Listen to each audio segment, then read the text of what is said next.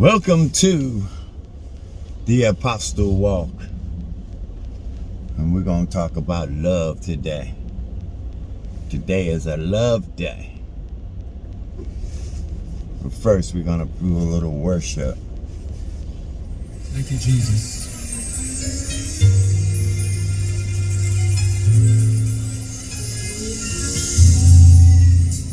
Let your glory fill this place. Let your consuming fire fill this tabernacle and purify our hearts. Surround us in this place. Want you to breathe new life within us. Send a refreshing love. Purify our hearts. Let your glory fill this place. Let your all-consuming fire.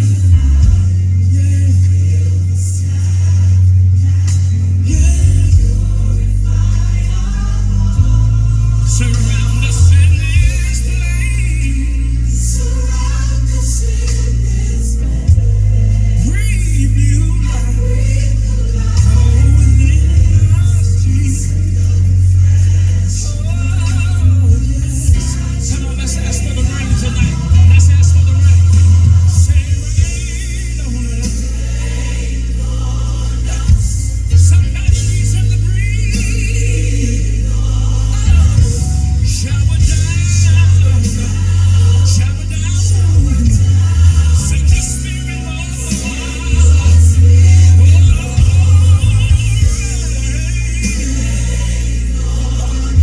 Lord, breathe on your people tonight. Shower down, send your spirit, Lord. Let your glory fill. Let your all-consuming fire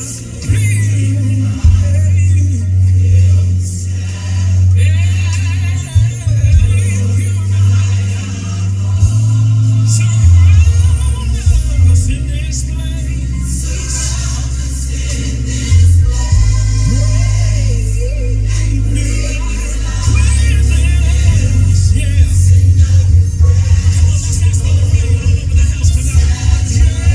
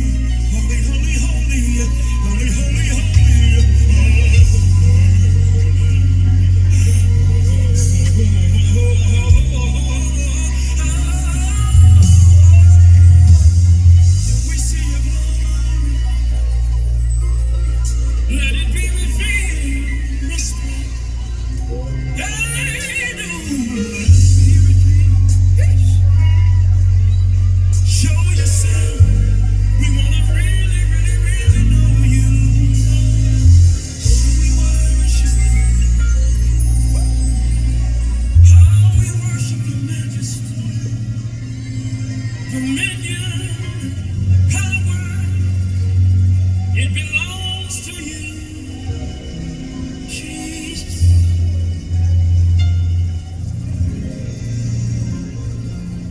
For your glory, Lord, for your glory.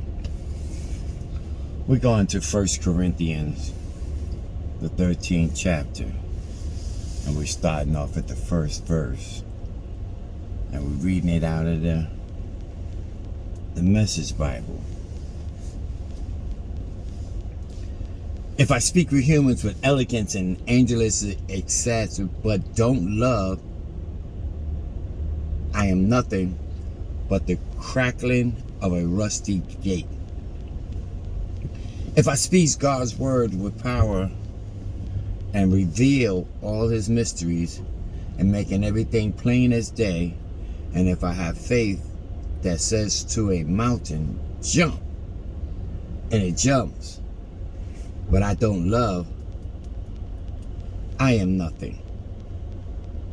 If I give everything I own to the poor and even go to the stake to be burned as a martyr, but I don't love, I've gotten nowhere. So no matter what I say, what I believe, and what I do, I am bankrupt without love. This love thing is a very interesting piece, because love is God, and that's what he wants us to do, to treat each other with love. Something that is not happening, is not going on out here in the middle of this pandemic. A lot of people are not doing the love. We're being taken through a whole bunch of changes, and we do some things, but we don't do all the things we do in love. And I guess people are trying to figure out what is love. I know what happens is that when people get hurt by love, even though they say they love someone, they don't give up that love because of the hurt that they've been through, the trials and the tribulations. And somebody's got to pay for the hurt that they feel that they have experienced. Love is difficult, but yet it's not. It really is not. You just have to change the way. You know, as a pastor, apostle, it just doesn't matter. We don't get love from everyone. You know, people still sit down and trying to tell you what God told you to do. Of course, you know, we have people here that believe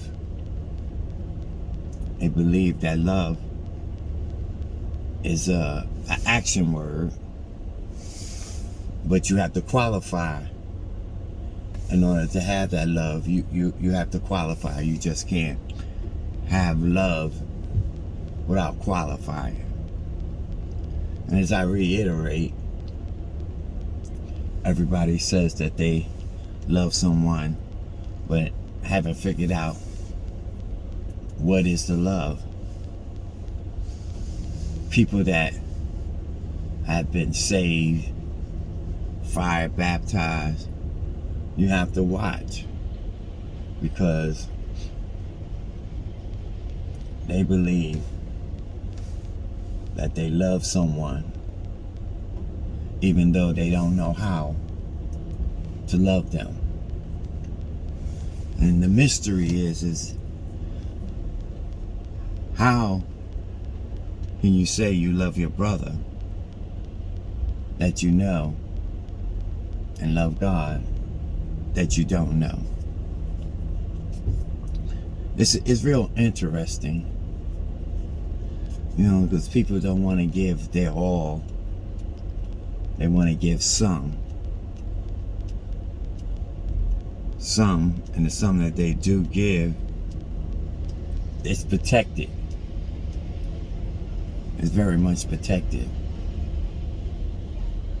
You know, we run into the thing where we get brokenhearted, very much brokenhearted over the things that go on in our lives. Some places that we shouldn't have been, that we went, and some places that we didn't go, that we should have went.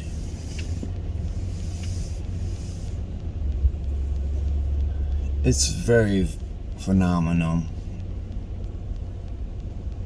It's a real thing that you really have to sit down and look at and ask God to help you, because it makes it tough for you to have God and don't have love. They don't really match up. In order to have God, you should have love. And you should know how to love your brothers and your sisters. You should know how to do that. But sometimes we go through so much. And I'm going to say God is understanding. But we really have to work on this. If you have the whole Bible in your hand, how not? It says, oh, well, they don't do this and they don't do that, so they don't love me. No, love is shown in very different ways. God showed his love by giving his only begotten son. He gave it all. You can't give it all because you're held back by things that went on in your life, so you can't inject forward. I know it's tough. We can still love people and not be with them. We can show a heart of compassion because of what they're going through, but it doesn't mean that you have to hate them because you don't like what they're going through. You don't like how they're doing what they're doing. We're going to go down here too. It says, love never gives up. Well, that's something that we know is not true for most of the people, because they do give up. They give up, as I said, because everything reverts back to pain and situations that they've been through. It says love cares more for others than for themselves. Well, we already know that people talking about, well, I ain't gonna treat him better than he treats me. Well, God has that same scenario. He has the same scenario. The very same scenario. He's given you all that he has, and you don't give back. A lot of times you allow people to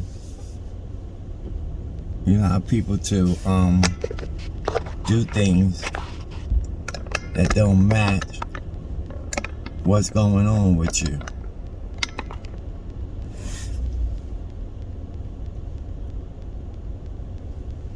So we're caught into a specific thing that says that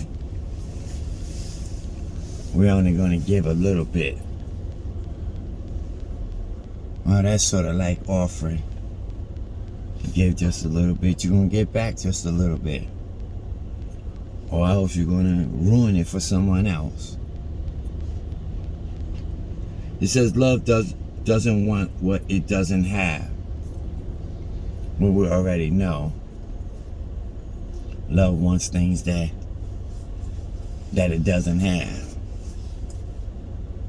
Love do want things that it doesn't have. It says love don't strut. Man, If you want to see strutting, go to church. There's a whole lot of strutting going on there. You know, people believe that there's a certain look, there's a certain way that you have to act, a certain thing that you have to do in order for you to be, quote unquote, a Christian. God is awesome. And it says it doesn't have a swell head. Well, you know that doesn't work, because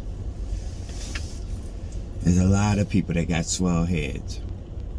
A lot of people have memorized the Bible, and their head is so big, and they look at other people that haven't memorized it or don't remember this and that. They look at them as less than. You know, it goes on in the Christian family. It doesn't force itself on others. We already know about that. It isn't always me first. Well, you know how that goes too. We watch that through elections. We watch that through eating. You know, we have these things, you know. And it says it doesn't fly off the handle. Well, that's a major one. That is a major one. You know, flying off the handle is something that we do. We do that.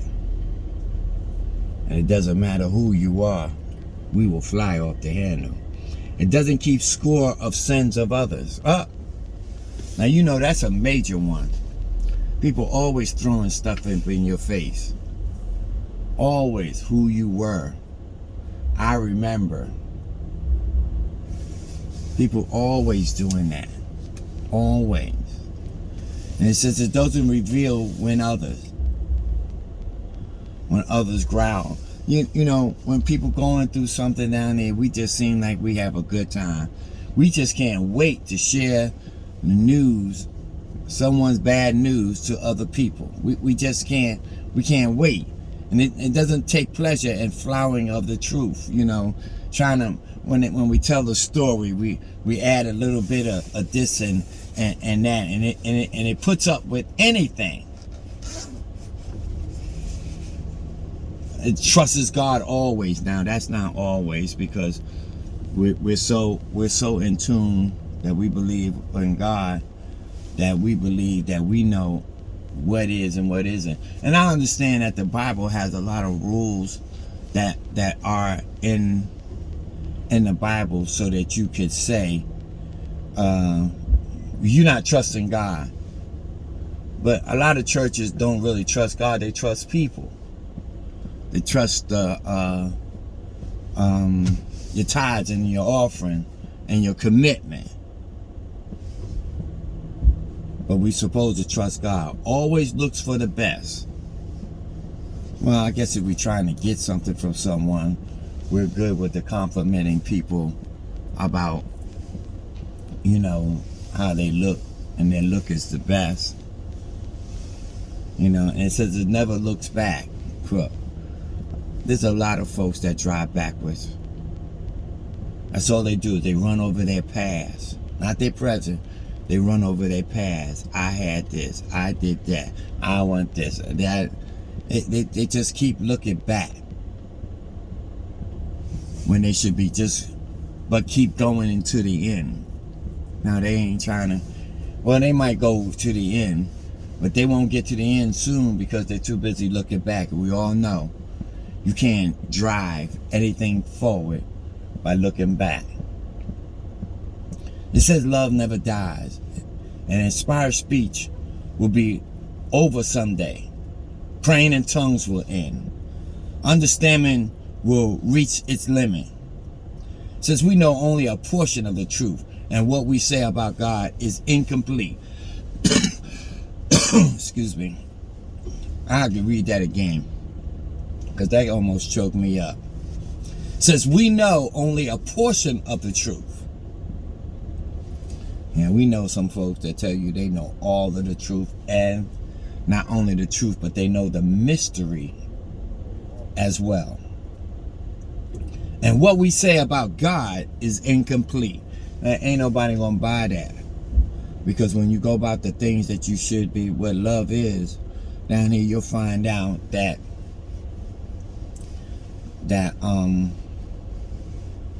the things that we talk about and say about what God cares about and what God doesn't care about is always incomplete. It's incomplete because we swear we know God. Everybody has an assignment. And a lot of times we don't like the assignment we're given, so we'll talk about the assignment of somebody else's because we believe that we want their assignment. Even if you got that assignment, you couldn't fulfill the assignment because you don't know how to do the assignment, because the assignment was never really for you. It says, but when the complete arrives, our incomplete will be canceled. It says, when I was an infant at my mother's breast, I gurgled and cooed like any infant. And when I grew up, I left those infant ways for good. Some of us still looking back. We don't yet see things clearly. We squirm in the fog and peek through a mist. But it won't be long before the weather clears and the sun shines bright. We'll see it all then, and see it as clearly as God sees us, knowing Him directly just as He knows us. For right now, until the completeness, we have 3 things to do to lead us toward the consummation. Trust steadily in God, hope unswervingly, love extravagantly, and the best of the 3 is love. That was 1 Corinthians, the 13th chapter.